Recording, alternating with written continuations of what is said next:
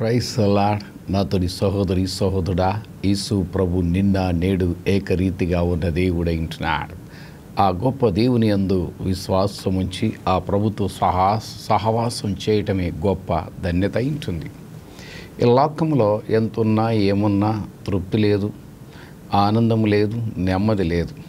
కానీ ఆనందం దేవునిలో ఉంది, సంతోషం దేవునిలో ఉంది, అన్నీ దేవునిలో ఉన్నాయి. కానీ దేవుడు లేకుండా, సృష్టికర్త దేవుడు నీ తెలుసుకోకుండా, హృదయంలో ఆహ్వానించకుండా సమాధానం లేదు, శాంతి లేదు, నెమ్మది లేదు. కాబట్టి ఆయన పిలిచిన పిలుపు గొప్పదై ఉంటుంది.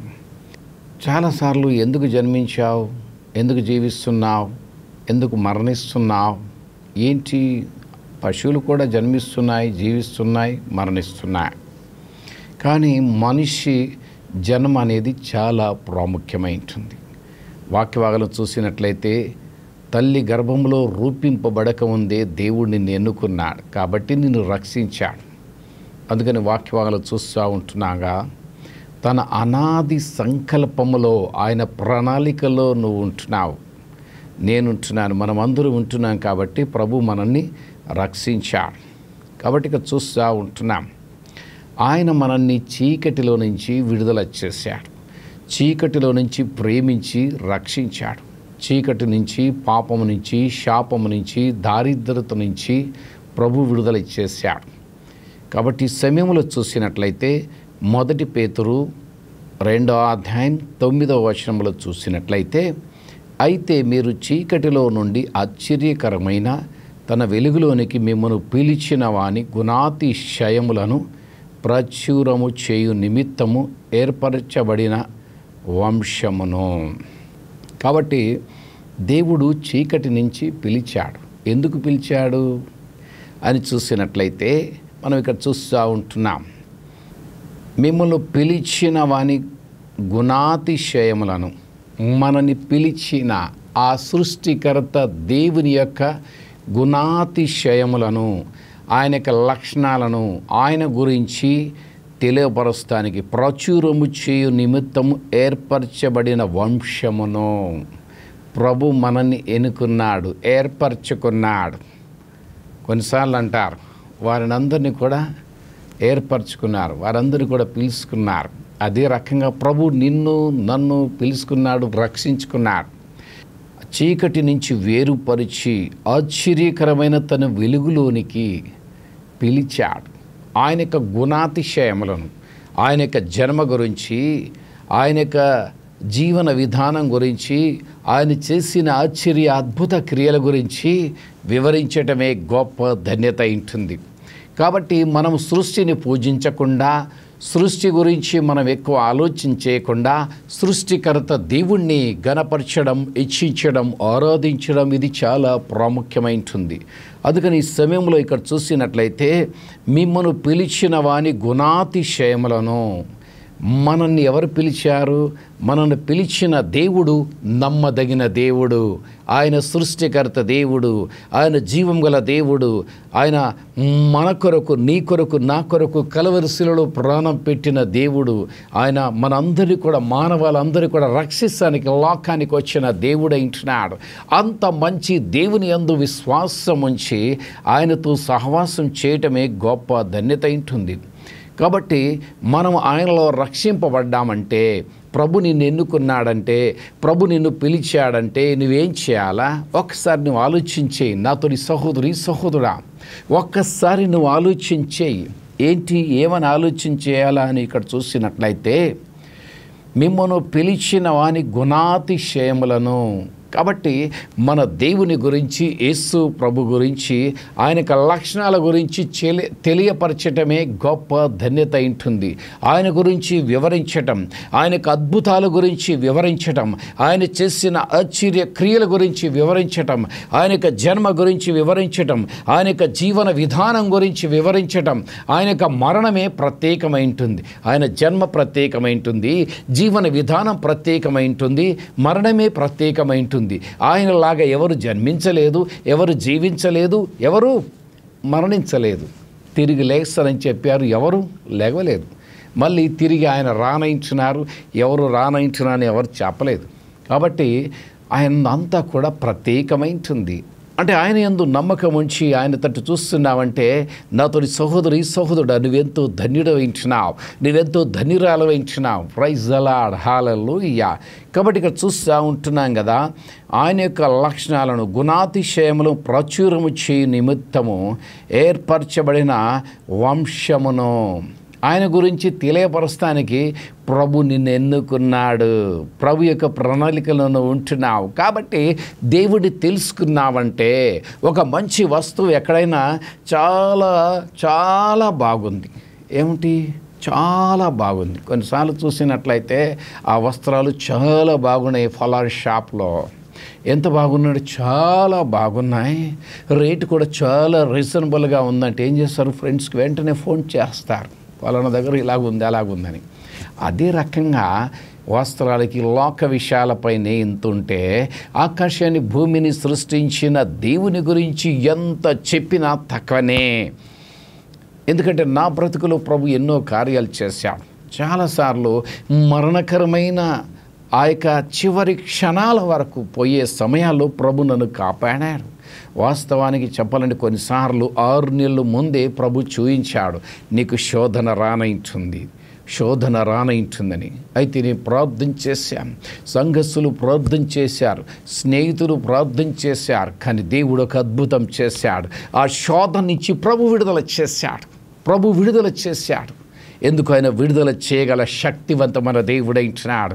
ఆయన మరణ ముళ్ళు విరిచి గెలిచిన దేవుడైంటున్నాడు. మరణంపై అధికారమున్న దేవుడైంటున్నాడు. సమాధిపై అధికారమున్న దేవుడైంటున్నాడు. Praise the Lord. నా పట్ల ఆ యొక్క సమాధి పరిస్థితి నుంచి ప్రభు నన్ను లేపాడు. ఆ దేవునికే బాయిబా కలుగునగాక. నాతోని సహోదరుడా, యేసు ప్రభు నిన్ను పిలిచాడు. కాబట్టి ఆయన యొక్క గుణాతిశయములను, ఆయన చేసిన మేలులను, ఆయన చేసిన అద్భుత క్రియలను తెలియపరచడమే గొప్ప ధన్యత ఉంటుంది. ప్రభు నిన్ను ఎందుకు పిలిచాడు? కాబట్టి లోకములో ఏదో ఒక పని చేస్తూ, ఏదో ఒక జాబ్ చేస్తూ, ఏదో ఒక బిజినెస్ చేస్తూ ఎట్లా బతుకుతావు? ఏం జాబ్ లేదా, ఏ బిజినెస్ లేదా, ఏ పొలం పని లేవా, ఏం లేవా అంటూ ఉంటారు. అదే రకంగా లోకములో జీవన విధానంలో ఏదో ఒక పని ఎన్నుకుంటారు. అదే రకంగా దేవుని యొక్క సేవలో ప్రభు నిన్ను రక్షించాడు. దేవుని యొక్క సేవలో నీ పని ఏంటి, నీ బాధ్యత ఏంటి అని ఇది కూడా తెలుసుకొని ఆ రకంగా జీవించడం అనేది ఇది చాలా ప్రాముఖ్యమైనది. లోకంలో జీవన విధానం గురించి ఏదో ఒక పని చేసుకొని ఏ రకంగా అయితే జీవిస్తావో ఆధ్యాత్మికంగా నడుచుకునే విషయాలలో కూడా నువ్వు ఏ రకంగా బాధ్యత కలిగి ఉండాలి. సంఘములో బాధ్యత కలిగి ఉండాలి. నువ్వు ఎక్కడైతే రక్షింపబడ్డావో అక్కడ నీ బాధ్యత ఏంటి అని నువ్వు నిర్వర్తిస్తున్నావా లేదా? నీ బాధ్యత ఏంటి? ఏదో చర్చ్కి వెళ్ళటం రావటం ఇది మాత్రమే కాదు. ఎందుకంటే ఇక్కడ క్లియర్గా చూస్తూ ఉంటున్నాం కదా, చూసినట్లు వెలుగులోనికి మిమ్మల్ని పిలిచిన వాని గుణాతిశయములను ప్రచురము చేయు నిమిత్తం ఏర్పరచబడిన వంశమును, రాజులనైన యాజక సమూహమును, పరిశుద్ధ జనమును, దేవునికి స్తోత్రము, దేవునికి సొత్తైన ప్రజలనై ఉన్నారు. హల్లెలూయా. దేవునికి సొత్తైన ప్రజలునై ఉన్నారు. Praise the Lord, hallelujah. కాబట్టి ఇక్కడ చూసినట్లయితే మొట్టమొదటిగా ఆయన యొక్క గుణాతిశయములను మనం ఏం చేయాలా? ప్రచురం చేయాలి. తర్వాత చూసినట్లయితే ప్రభు నిన్ను ఏర్పరచుకొని ఉంటున్నాడు. తర్వాత రాజులైన యాజక సమూహమును, ఏ సమూహం? రాజులైన యాజక సమూహం అని ఇక్కడ చూస్తూ ఉంటున్నాం. తర్వాత పరిశుద్ధ జనమును, దేవుని సొత్తైన ప్రజలనై ఉన్నారు. ప్రైజ్ ద లార్డ్, హల్లెలూయా. ప్రభు ఏర్పరచుకున్నాడు. రాజులైన యాజక సమూహంగా ఉంటున్నాము.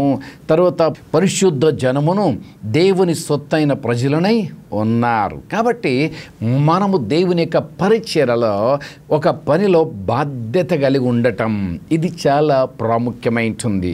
కాబట్టి సమయంలో చూసినట్లయితే అది 1 పేతురు 2వ అధ్యాయం 10వ వచనంలో చూసినట్లయితే, ఒకప్పుడు ప్రజగా ఉండక ఇప్పుడు దేవుని ప్రజ అయితిరి, ఒకప్పుడు కనికరింపబడక ఇప్పుడు కనికరింపబడిన వారైతిరి. ఇంతకుముందు దేవుడు కనికరించలేదు, కానీ ఇప్పుడు ప్రభు కనికరించాడు. ప్రైజ్ ద లార్డ్, హల్లెలూయా. చాలాసార్లు చూసినట్లయితే చాలామంది అంటారు, అయ్యా ఆ పైన వాడు కనికరిస్తే చాలు, ఆ పైన వాడు దయ చూపితే చాలు. పైనున్న దేవుడు ఆకాశము నా సింహాసనము, భూమి నా పాదపీఠం. Praise the Lord, hallelujah. కాబట్టి నాతో సహోదరుడు ఇక్కడ చూస్తూ ఉంటున్నాం, ఒకప్పుడు కనికరింపబడక ఇప్పుడు కనికరింపబడిన వారమైతిమి రైతిరి. కాబట్టి దేవుడు కనికరించాడు, దేవుడు దయ చూపాడు, దేవుడు వాత్సలత చూపాడు. ఆ దేవునికే మహిమ కలుగునుగాక. నాతో సహోదరుడా, ప్రభు నిన్ను కనికరించాడు కాబట్టి ప్రభు నిన్ను ఆశీర్వదించాడు, ప్రభు నీ పట్ల కృప చూపాడు. ప్రభు కొరకు ఆయన యొక్క లక్షణాల గురించి తెలియపరచడం ఇది చాలా ప్రాముఖ్యమైనది. చూసినట్లయితే ఆయన మనల్ని కనికరించాడు, మనపై కృప చూపాడు, మనపై దయ చూపాడు. కాబట్టి ఆయన కొరకు ఆయన యొక్క గుణాతిశయములను ప్రచురం చేయటం అనేది చాలా ప్రాముఖ్యమైనది. ఈ సమయంలో 11వ వచనంలో చూసినట్లయితే, ప్రియులారా మీరు పరదేశులను యాత్రికులనై ఉన్నారు గనక ఆత్మకు విరోధముగా పోరాడు శరీరములను విసర్జించి అన్యజనులు మిమ్మును ఏ విషయంలో దుర్మార్గులని దూషింతురో ఆ విషయంలో వారు మీ సత్క్రియలను చూసి వాటిని బట్టి దర్శన దినమున దేవుని మహిమపరుచునట్లు వారి మధ్యను మంచి ప్రవర్తన గలవారై ఉండవలనని మిమ్మలను బతిమాలు కొనిచున్నాను. హల్లెలూయా. కాబట్టి నాతో సహోదరుడా, మన యొక్క ప్రవర్తన ఎట్లుండాలంటే చక్కగా ఉండాలి, ప్రభుకు మహిమకరంగా ఉండాలి, ప్రభుకి ఇష్టమైన రీతిలో ఉండాలి, దేవుణ్ణి ఘనపరిచే వారిగా ఉండాలి, దేవుణ్ణి హెచ్చించే వారిగా ఉండాలని ఈ విషయాల్లో మనం ఇక్కడ చూస్తూ ఉంటున్నాం. కాబట్టి ఇక్కడ చూసినట్లయితే మనము ప్రభుకు మహిమకరంగా, దేవునికి ఘనత తెచ్చేవారిగా, దేవుణ్ణి హెచ్చించేవారిగా జీవించడం అనేది ఇది చాలా ప్రాముఖ్యమైనది. తర్వాత ఇక్కడ చూసినట్లయితే 13వ వచనం, మనుష్యులు నియమించి ప్రతి కట్టడకను ప్రభు నిమిత్తమై లోబడియుండుడి. కాబట్టి ఇక్కడ చూస్తూ ఉంటున్నాం, ప్రతి కట్టడకను ప్రభు నిమిత్తమై లోబడి ఉండుడి. కాబట్టి అధికారానికి గవర్నమెంట్ రూల్స్ అండ్ రెగ్యులేషన్స్ ఇవన్నీ కూడా మనం ఫాలో కావటం కూడా ఇది ప్రాముఖ్యమైనది. హల్లెలూయా.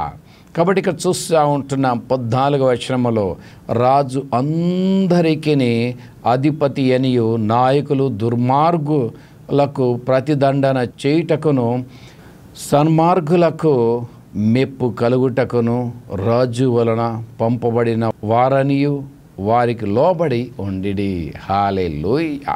కాబట్టి ఏది ఏమైనా వాక్యానికి లోబడటం, వాక్యాన్ని హెచ్చించడం, వాక్యాన్ని ఘనపరచడం అనేది ఇది చాలా ప్రాముఖ్యమైనది. కాబట్టి ఇక్కడ చూసినట్లయితే, ఏలైనగా మీరిట్లో యుక్త ప్రవర్తన గలవారై అజ్ఞానముగా మాట్లాడు మూర్ఖుల నోరు మోయిట దేవుని చిత్తము. ప్రైజ్ ద లార్డ్, హల్లెలూయా.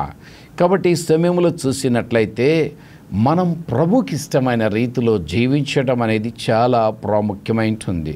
ఇక్కడ 16వ వచనంలో చూసినట్లయితే, స్వతంత్రులై ఉండియు దుష్టత్వమును కప్పిపెట్టుటకు మీ స్వాతంత్రమును వినియోగపరచక దేవునికి దాసులమని లోబడి ఉండిడి. కాబట్టి దేవునికి దాసులై ఉండాలి. Praise the Lord, hallelujah. కాబట్టి ఇక్కడ చూసినట్లయితే నాతో సహోదరుడా, దేవుని యొక్క చిత్తాన్ని నెరవేర్చేవారిగా ఉండాలా, దేవునికి దాసులమని లోబడి ఉండుడి. మనం ఎవరికి? దేవునికి లోబడి ఉండాలి.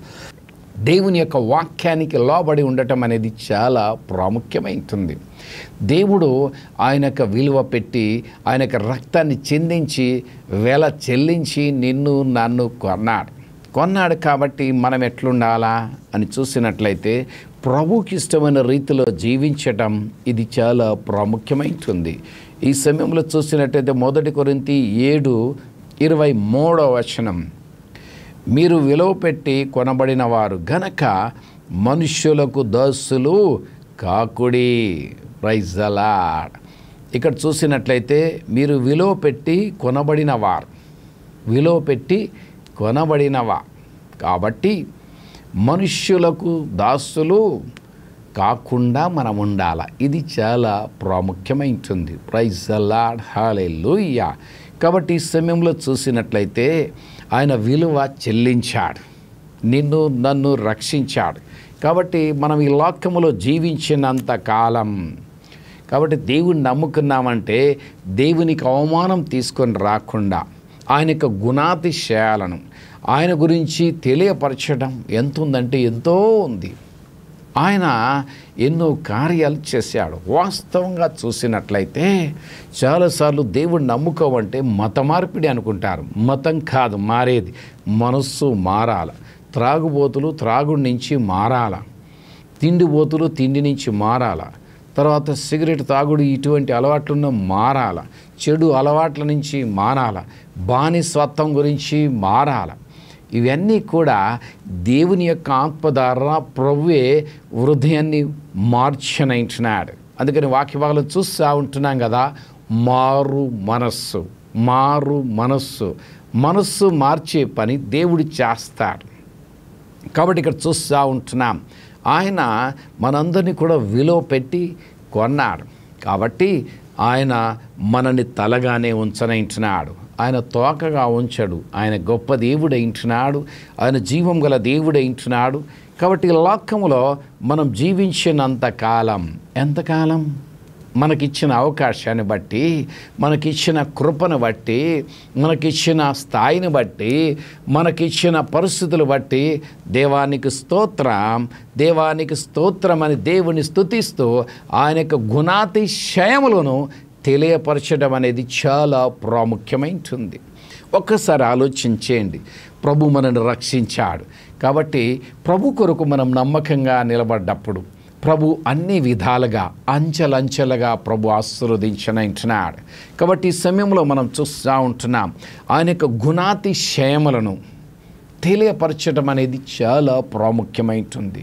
కాబట్టి ఏదో చదువుతో సంబంధం లేదు, కేవలం సేవకులు మాత్రమే చెప్పాలని సువార్త అనేది, ప్రతి సువార్త ప్రకటించే పని బాధ్యత అనేది ప్రతి విశ్వాసి పని ఉంటుంది. అందుకని వాక్య భాగంలో చూస్తూ ఉంటున్నాం. మార్కు సువార్త 16:15 చూస్తే మీరు సర్వలోకమునికి వెళ్ళి సర్వ సృష్టికి సువార్త ప్రకటించడి. దేని గురించి? మంచి దేవుడు, సృష్టికర్త దేవుడు, నిజమైన దేవుడు, కార్యాలు చేసే దేవుడు, జీవించే ఉన్న దేవుడు, మాట్లాడే దేవుడు, నమ్మదగిన దేవుడు, కార్యాలు చేసే దేవుడని ప్రకటించు ప్రకటించు ప్రకటించు. దేవుడే ఆనందిస్తాడు. ఓ నా కుమార్తె వెరీ గుడ్, నా కుమారుడా వెరీ గుడ్. ఎందుకంటే కొన్నిసార్లు అంటా కదా, అబ్బా వాళ్ళ పిల్లలు ఎంత మంచి వాళ్ళు. అట్టని పరలోకమందున ఆ దేవుడు కూడా నీ గురించి ఆనందించాలనా, దుఃఖపడాలనా? కాబట్టి దేవునికి మహిమ వచ్చేటట్లు, దేవునికి ఘనత తెచ్చేవారిగా జీవించడం ఇది చాలా ప్రాముఖ్యమైంటుంది. అందుకని ఇక్కడ చూస్తూ ఉంటున్నాం కదా, ఆయన గురించి ఆయనకు గుణాతిశయములు ప్రాచుర్యం చేస్తానికి ప్రభు కొరకు నిలబడు, ప్రభు కొరకు వాడవాడు. నీతోనైన కారికి సువార్త ప్రకటించు. సమయం అనకుండా, రాత్రి అనకుండా, పగలు అనకుండా ప్రకటించు. ప్రభు నిన్నును నీ కుటుంబాన్ని సమృద్ధిగా దీవించనంటున్నాడు. ఏంటి ఈ లోకంలో ఎంత సంపాదించావు అంటాడు, కానీ ఎవరైనా ఆత్మలు ఎన్ని సంపాదించావని అడుగుతారా? చాలా తక్కువ అడుగుతారు. కాబట్టి ఈ సమయంలో చూసినట్లయితే ఈ లోక విషయాలపై కొంత దృష్టి తగ్గించి ఆధ్యాత్మికమైన విషయాలపై దృష్టి ఉంచుదాం. కాబట్టి నాతో సహోదరుడా, ప్రభు కొరకు నిలబడు, సువార్త ప్రకటించు, తర్వాత ఆయన యొక్క పరిచర్యలో వాడబడు. అప్పుడు ప్రభు నిన్నును నీ కుటుంబాన్ని నీ ప్రయత్నాలన్నీ కూడా సమృద్ధిగా 30 60 100 ప్రభువే నేను దీవించనంటున్నాడు. ప్రభు యొక్క మాటలు దీవించునుగా. ఆమేన్.